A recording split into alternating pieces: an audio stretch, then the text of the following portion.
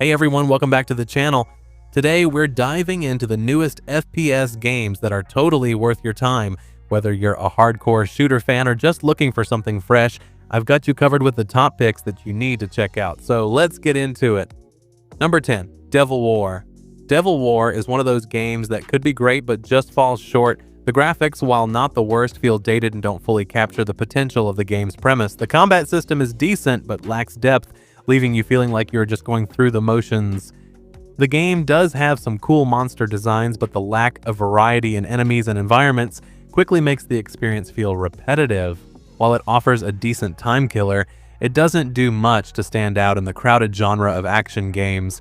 The controls can also be a bit clunky, especially in fast-paced combat situations, and the difficulty spikes without warning, making some missions unnecessarily frustrating. I'd recommend this game if you're really into the genre, but don't expect anything groundbreaking. Number 9, TDZ4. TDZ4 Heart of Pripyat delivers solid post-apocalyptic vibes with its engaging story and atmospheric environments. However, the gunplay feels basic, and the lack of checkpoints makes dying frustrating. Controls and movement need refinement, and ads disrupt the experience with a confusing process to remove them. While the graphics are decent and the inventory is simple to manage, the game feels unfinished. It's worth a try for survival shooter fans, but needs more polish.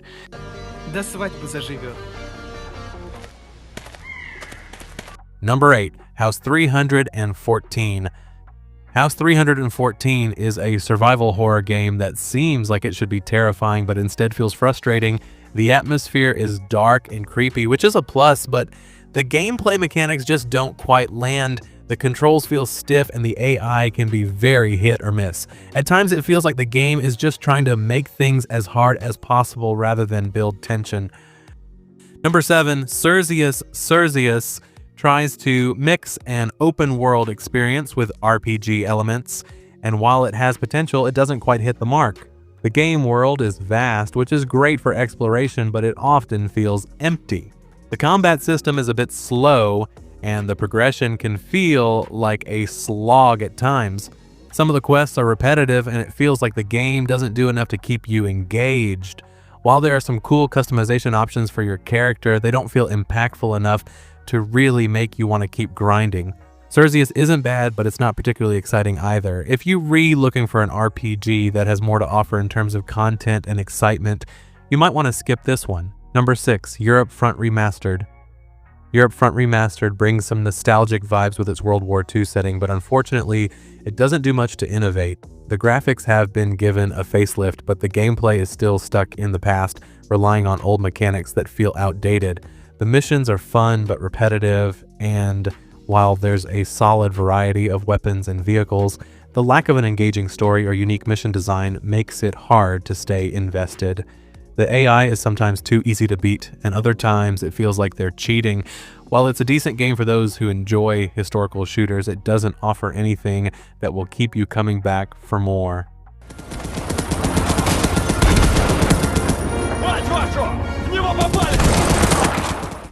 Number 5, Undown Descent.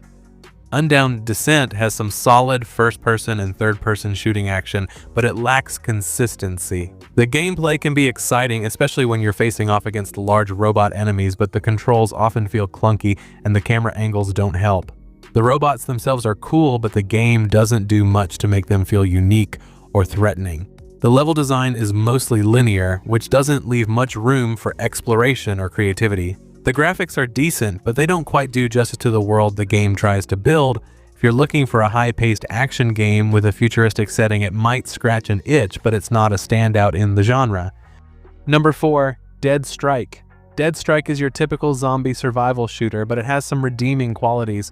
The weapons are fun to use, and the resource management aspect, scavenging for supplies, adds a layer of strategy. However, the game is definitely in early development, and it shows. The zombies can be too easy to kill early on, and the difficulty doesn't scale well as you progress, making the later rounds a bit more frustrating than they should be. The graphics are okay, but nothing spectacular. What really lets it down is the lack of a solid multiplayer experience. This game would be so much better if it had a local or online co-op mode. All in all, Deadstrike has potential, but needs a lot of work before it becomes a must-play. Number 3, Spec Ops Records, Bodycam Spec Ops. records, Bodycam delivers an interesting tactical shooter experience with a Bodycam perspective that adds a layer of immersion. The realistic visuals and different gameplay modes offer variety, but the controls are a bit wonky and the sensitivity options leave a lot to be desired. The game does a good job of offering some replay value with its mission types and visual modes, but it could use more customization options like different weapons or skins. The lack of multiplayer and the occasional performance issues, especially in more intense firefights, hinder the experience. It's fun, but feels like it could have been more refined. I'd recommend it if you're really into tactical shooters, but be prepared for some rough patches along the way. Good work, soldier. Number 2, LiminalX Strike. LiminalX Strike is a tactical FPS that plays out in surreal, dreamlike environments. It's visually impressive and offers something a bit different with its liminal space aesthetic, which makes every map feel eerie and unique. The core gameplay, however, feels a bit too familiar. It's another standard tactical shooter with some unusual maps and an interesting choice of factions. The mechanics are solid, but they don't feel fresh. The UI is a bit clunky, and the lack of custom controls is a major drawback. However, the game runs well even on low-end devices, which is a big plus. LiminalX Strike isn't a game changer, but it's enjoyable if you're into FPS games with a unique twist.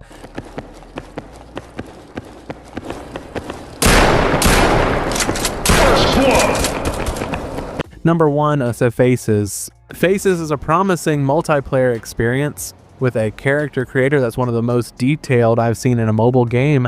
The level of customization here is seriously impressive, allowing you to tweak almost every detail of your avatar.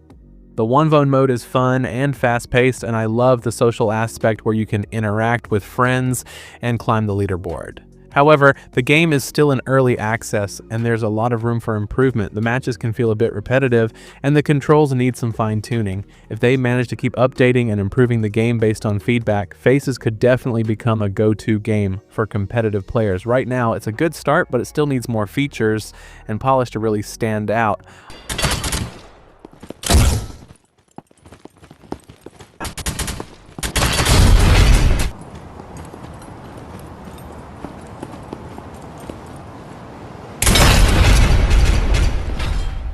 Alright, that wraps up today's video. I hope you found some new FPS games to try out. Let me know which ones you're excited about in the comments below, and if you enjoyed the video, don't forget to hit that like button, subscribe, and ring the bell so you never miss a new release. Thanks for watching, and I'll see you in the next one.